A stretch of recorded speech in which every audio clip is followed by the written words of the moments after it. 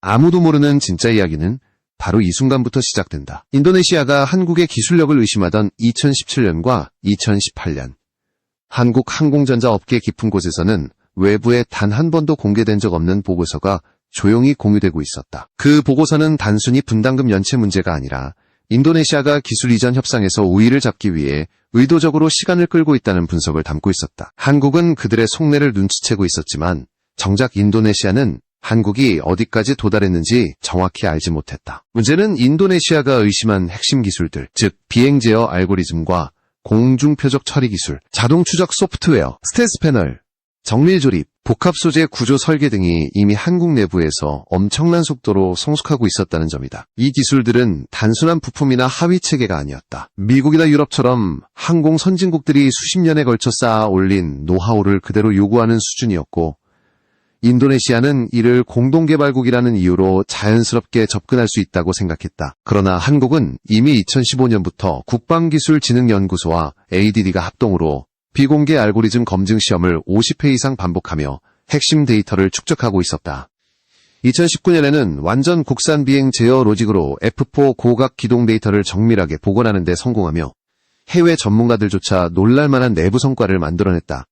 이 성과들은 철저히 보안으로 묶여 있었고 한국 방산업계가 절대 외부에 흘리지 않던 기술적 자존심 그 자체였다. 그러나 인도네시아는 이 모든 사실을 전혀 알지 못한 채 한국의 기술력을 반신반의하고 있었다. 그들의 의심은 시간이 지나면서 오판으로 드러나기 시작했다. KF-21의 첫 엔진 점화, 당시 항전 장비의 국산화율은 이미 78%에 도달해 있었고 그중 레이더와 전자광학 표적 추적 시스템은 개발 단계에서 발견된 200건이 넘는 결함 데이터를 한국 엔지니어들이 밤샘 실험으로 하나씩 정복하며 완성도를 극적으로 끌어올리고 있었다. 이런 개발 속도는 이스라엘이나 터키의 방산체계 개발 기록을 능가하는 수준으로 해외 군사학계가 비정상적이라고 평가할 정도였다. 여기서 결정적 균열이 시작됐다. 인도네시아가 한국 기술을 의심하던 바로 그 시점에 한국은 이미 기술의 벽을 넘어서는 중이었다. 누적 300회가 넘는 시험 비행 동안 단 한 건의 치명적 결함도 없었다는 점은 동남아 군사 전문지에서조차 개발 안정성이 상식을 벗어났다고 평가할 만큼 압도적이었다. 스텔스 패널 단차를 0.2mm 이하로 유지하는 정밀도는 일본 F2 제작 당시 기준의 절반 수준이었고 이는 한국이 더 이상 추격자가 아니라 새로운 기준을 하지만 인도네시아는 여전히 한국이 이 기술을 완성할 수 있을지 의문을 품고 있었고 그들은 한국이 어느 지점까지 도달했는지를 끝내 이해하지 못했다. 결국 한국은 기술을 구축하고 검증하는 능력을 갖춘 국가로 올라서고 있었지만 인도네시아는 그 변화를 끝내 읽지 못한 채 초기 판단을 고집하고 있었다. 바로 이 지점에서 두 나라의 운명은 서로 다른 방향으로 갈라지기 시작한다. 한국의 기술적 진격은 인도네시아가 예상했던 모든 시나리오를 무너뜨리고 있었다. 특히 개발 과정에서 드러난 숨겨진 성과들은 한국 내부에서도 극비로 다뤄질 만큼 전략적 가치가 높았다. 시험 비행 초기 단계에서 한국 엔지니어들은 항전 장비 결함 데이터를 분석하기 위해 매주 단위로 심야 회의를 반복했고 레이더와 전자광학 체계에서 발생한 미세한 오차를 잡아내기 위해 1년 동안 200건이 넘는 실험 패턴을 축적했다. 이 과정에서 한국은 단순히 문제를 수정하는 수준을 넘어 알고리즘 자체를 최적화하는 단계로 도약했다. 이런 기술 축적이 바로 한국이 독자 노선을 선택할 수 있었던 근거였다. 이때 해외 군사 전문 기관들은 한국의 개발 패턴에서 매우 이례적인 특징을 발견했다. 보통 전투기 개발 과정에서 발생하는 결함률은 일정 수준에서 유지되며 그 속도가 서서히 감소하는 형태를 보인다. 그러나 KF-21은 결함률이 비정상적으로 빠른 속도로 감소했고 성능 검증 단계에서는 주요 항전 장비가 초기부터 예측 범위 내에 안정적으로 진입하는 독특한 양상을 보였다. 이는 한국이 이미 개발 초기부터 방대한 알고리즘 데이터를 축적해 놓았기 때문에 가능한 일이었으며 이 점은 인도네시아가 가장 과소평가했던 분야였다. 인도네시아가 기술 이전 협상에서 가장 얻고 싶어 했던 항목이 바로 이 비행 데이터와 관련된 조종 알고리즘이었기 때문이다. 하지만 이 결정적 기술은 한국이 내부적으로 가장 중요하게 분류한 전략 자산이었다. 한국군 조종사들은 시뮬레이션 테스트를 거듭할 때마다 이 알고리즘이 조종사의 판단보다 한 박자 빠르게 위험 변수를 제시한다는 점에 주목했다. 즉 단순한 자동화 소프트웨어가 아니라 실제 전투 상황에서 조종사의 생존율을 끌어올리는 전술 지능 체계에 가까웠다. 이런 기술이 해외로 유출될 경우 한국은 단순히 하나의 기능적 기술을 잃는 것이 아니라 미래 항공전의 주도권을 잃게 될 수도 있었다. 그렇기에 한국은 기술 이전 논의가 시작되기 전부터 이 분야만큼은 양보할 수 없는 핵심 영역으로 설정해두고 있었다. 이 시점에 인도네시아가 연체한 분담금 문제는 단순한 금액 갈등이 아니라 협력 의지를 검증하는 상징적 시험대로 받아들여졌다.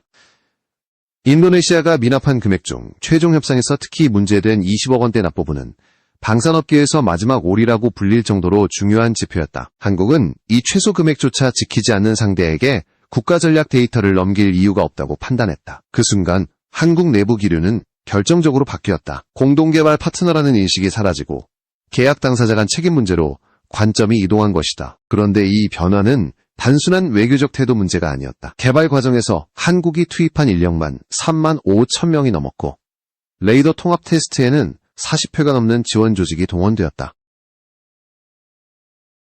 이처럼 국가적 역량이 총동원된 기술을 이전한다는 것은 분담금 몇 %를 논의하는 차원이 아니었다. 한국은 이미 기술적 주권 개념을 정립하고 있었고 인도네시아의 결국 양국은 서로 전혀 다른 세계를 보고 있었고 이 괴리가 점점 더 크게 벌어지기 시작했다. 한국이 기술의 벽을 돌파하는 동안 인도네시아는 여전히 한국의 능력을 의심하고 있었고 이 오판은 향후 협력 구조 전체를 뒤흔드는 결정적 변수로 성장해갔다. KF-21의 시험 비행이 본격화된 시점부터 해외 군사 전문지들의 시선은 완전히 다른 방향으로 움직이기 시작했다. 한국이 6대의 시제기로 300회가 넘는 비행을 수행하는 동안 단 한 건의 치명적 비행 결함도 보고되지 않았다는 사실은 개발 안정성이 상식을 벗어났다는 의미였다. 동남아 군사 전문지는 이를 두고 정상적 개발 패턴이라 보기 어렵다고 평가했으며 미국 서부의 분석기관들은 한국이 스텔스 웨피 패널의 단차 기준을 0.2mm 이하로 유지하는 데 성공했다고 분석했다.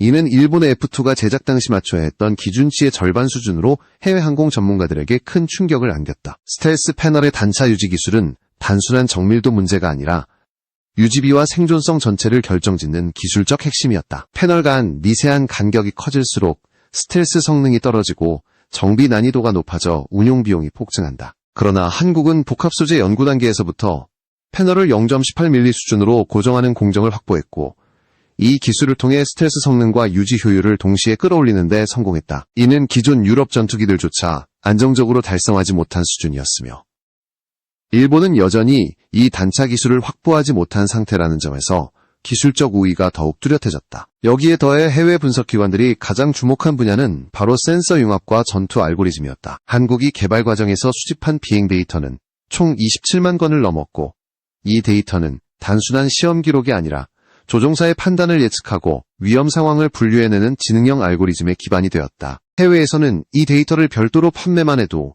1억 원대 평가가 매겨질 만큼 그 자체가 고부가가치 기술로 간주되었다. 그러나 이 기술은 인도네시아가 기술 이전 요청 목록에 올려둔 항목 중 하나였고 한국은 이 부분만큼은 국가 전략 자산으로 분류해 이전이 불가능하다는 판단을 내리고 있었다. KF-21의 비행 안정성과 알고리즘 성능이 입증된 이후 해외 전문가들은 한국이 전투기 개발 시장에서 새로운 규칙을 만들고 있다고 평가했다. 유럽 군사 전문 매체에서는 한국이 선진국들도 10년 이상 걸린 스텔스 형상 최적화를 단 5년 만에 완성하고 공력 패턴 역시 미국의 5세대 전투기와 유사한 수준으로 맞췄다고 분석했다. 특히 레이더 신호 반사 최소화를 위한 기체 전체 구조는 기존 4.5세대 전투기들과는 차원이 다른 정밀도를 보여주며 해외 연구진들 사이에서 독립된 논문 주제로 다뤄질 정도였다.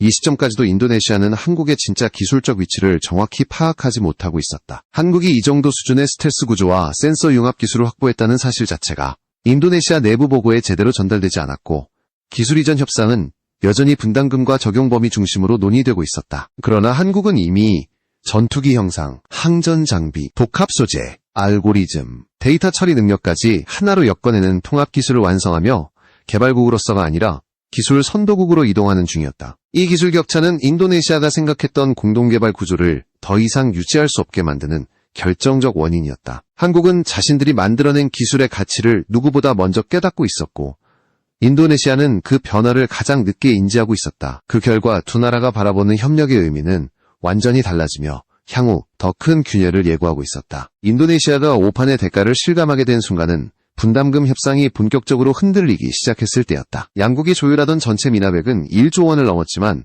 한국 내부에서 진짜 문제로 인식된 금액은 단 20억 원대의 특정 연도 납부분이었다. 이 금액은 방산업계에서 마지막 올이라고 불리는 상징적 수치로 공동개발국이 협력 의지를 증명하는 최소 기준에 해당했다. 한국은 이 금액조차 지키지 않는 상대에게 전투기 핵심 기술을 공유한다는 것은 협력 관계가 아니라 일방적 부담이라고 판단했다. 바로 이 지점에서 한국은 태도를 완전히 바꾸기 시작했다. 그동안 한국은 인도네시아를 동남아 핵심 파트너로 존중하며 다양한 배려를 제공해왔다. 하지만 기술 완성도가 극적으로 높아지는 과정에서 한국은 공동개발 구조의 본질을 다시 점검하게 되었다. 한국이 기술 개발에 투입한 인력은 총 3만 5천 명이 넘었고 레이더 통합 테스트에는 40회가 넘는 지원 조직이 동원되었다. 이처럼 국가 역량이 총동원된 기술을 몇 %의 분담금으로 거래하는 것은 더 이상 설득력이 없었다. 기술 가치가 급등하면서 협상의 본질은 분담금 비율이 아니라 기술 접근 권한 그 자체로 이동하고 있었다. 해외 언론도 이 흐름을 감지했다. 유럽 군사 전문지에서는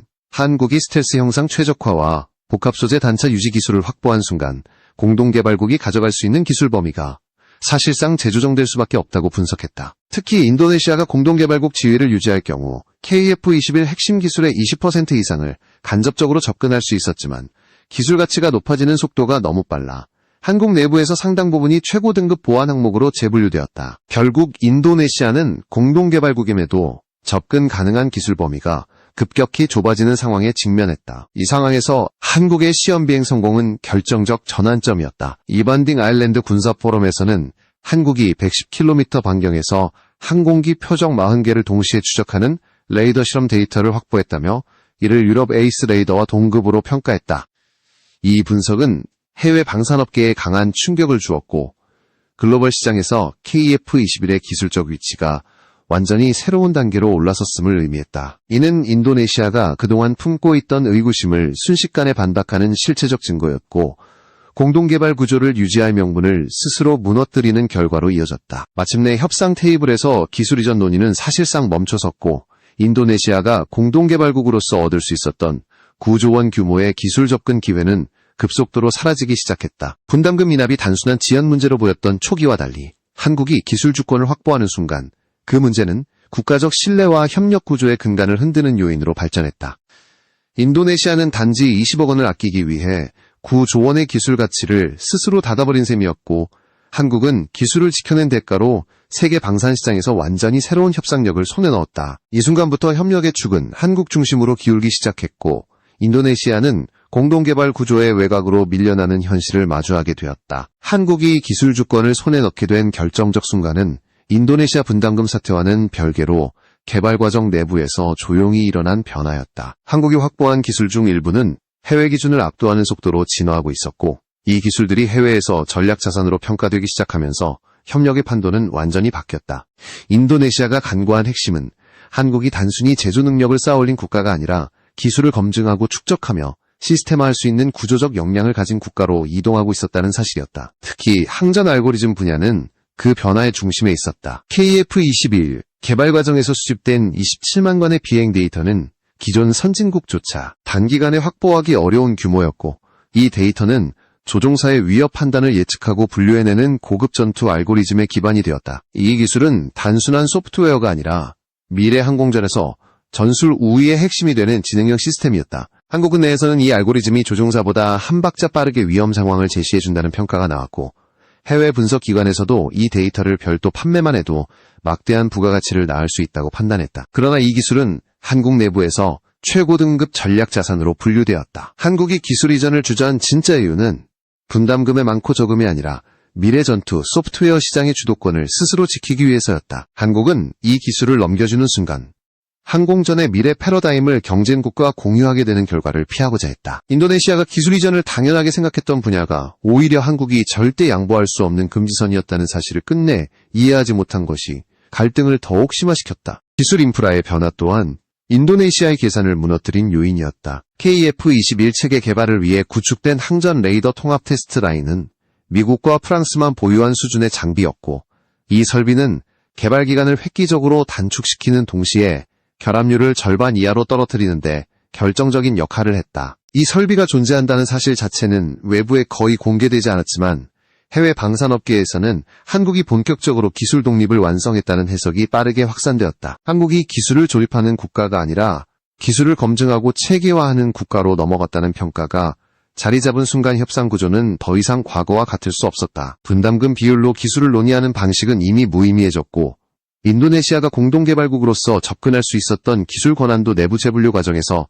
대부분 최고 등급 보안 항목으로 전환되었다. 그 결과 인도네시아는 공동개발이라는 이름만 유지한 채 실질적으로는 구매국 수준의 접근 권한만 남게 되었다. 한국은 기술 주권을 지키며 협상의 중심을 완전히 되찾았고, 폴란드, UAE, 필리핀 등 대형 잠재 수요국들이 KF21 도입 논의를 본격화하면서 한국의 협상력은 더욱 강해졌다. 인도네시아의 선택이 가져온 결과는 명확했다. 9조 원 규모의 기술 접근 권한을 잃고 공동개발국으로서의 위상도 크게 흔들린 반면, 한국은 기술을 기반으로 세계 방산 시장에서 새로운 기준을 만드는 국가로 올라섰다. 기술의 주도권은 곧 협상의 주도권이 되었고, 한국은 그 변화를 누구보다 빠르게 읽어낸 국가가